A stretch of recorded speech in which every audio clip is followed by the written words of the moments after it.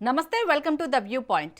Iran America ఒప్పందం కుదరడంతో ప్రపంచవ్యాప్తంగా ఈ డీల్ పై ఆసక్తి నెలకొంది. ఈ సందర్భంగా ట్రంప్ మెత్తబడ్డారా, ఇరాన్ ఒక అడుగు వెనక్కి వేసిందా అనేవి చర్చనీయాంశాలుగా మారాయి. 107 రోజుల పాటు కొనసాగిన ఈ సంక్షోభానికి తాజా ఒప్పందం ఎంతవరకు ముగింపు పలికిందో తెలుసుకునేందుకు ఆసక్తి చూపుతున్నారు. ఇరు దేశాల మధ్య అంగీకారానికి వచ్చిన ఒప్పందంలోని వివరాలను ఇరాన్ వార్తా సంస్థ వెల్లడించింది. విస్తృత ఒప్పందానికి ఇవే పునాదులని వెల్లడించింది. ఒప్పందంలోని నిబంధనలు: లెబనాన్ సహా ఇరాన్ మిత్రపక్షాలపై తక్షణం యుద్ధాన్ని నిలిపివేయాలి.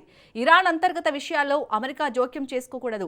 ఇరాన్ సార్వభౌమాధికారాన్ని గౌరవించాలి. అలాగే అమెరికా నౌకాదళ దిగ్బంధాన్ని 30 రోజుల్లో పూర్తిగా తొలగించాలి. ఇరాన్ చుట్టుపక్కల ప్రదేశాల నుంచి అమెరికా దళాలను పూర్తిగా వెనక్కి తీసుకునేందుకు కట్టుబడి ఉండాలి.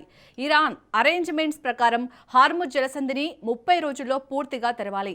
ఇరాన్పై చమురు ఆంక్షలు తొలగించడం, పెట్రోకెమికల్ ఉత్పత్తులు, డెరివేటివ్ల నుంచి వచ్చే ఆర్థిక లబ్ధి పూర్తిగా ఇరాన్కు అందేటట్లు చేయడం. ఇరాన్ పునర్నిర్మాణం కోసం అమెరికా, దాని మిత్ర దేశాలు $300 బిలియన్ విలువైన ప్రణాళిక సమర్పించాలి. అణు అంశాలపై ఒప్పందానికి అమెరికా విధించిన ప్రాథమిక, ద్వితీయ శ్రేణి ఆంక్షల తొలగింపునకు ఐరాసా, IAEA బోర్డ్ ఆఫ్ గవర్నర్స్ తీర్మానాలను తొలగించేందుకు 60 రోజుల పాటు చర్చలు. ఇక NPT ఒప్పందం ప్రకారం అణ్వాయుధాలు ఉత్పత్తి చేయబోమని ఇరాన్ పునరుద్ఘాటించాలి. చర్చల సమయంలో అమెరికా ఈ ప్రాంతంలో అదనపు బలగాలను మోహరించకూడదు. అమెరికా స్తంభింపజేసిన ఇరాన్కు చెందిన $24 బిలియన్ విడుదల చేయాలి.